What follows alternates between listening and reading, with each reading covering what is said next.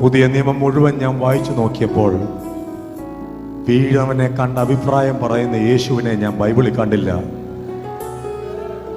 മുറിവേറ്റവനെ കണ്ട അഭിപ്രായം പറയുന്ന കർത്താവിനെ ഞാൻ വചനത്തെ കണ്ടില്ല.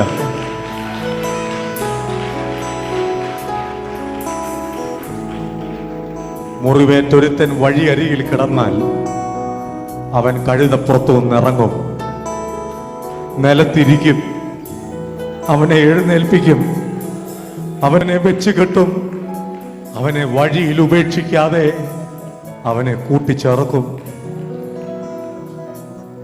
മുറിവേറ്റവനെ നോക്കി അഭിപ്രായം പറയാൻ നല്ല രസമാതേ മക്കളെ. പക്ഷെ എന്നെ നിന്നെ ദൈവം വിളിച്ചത് അഭിപ്രായം പറയാനല്ല, വീണവനെ കൈ കൊടുത്ത് എഴുന്നേൽപ്പിക്കാൻ, താണു പോയവനെ കൈ കൊടുത്ത് എഴുന്നേൽപ്പിക്കാൻ,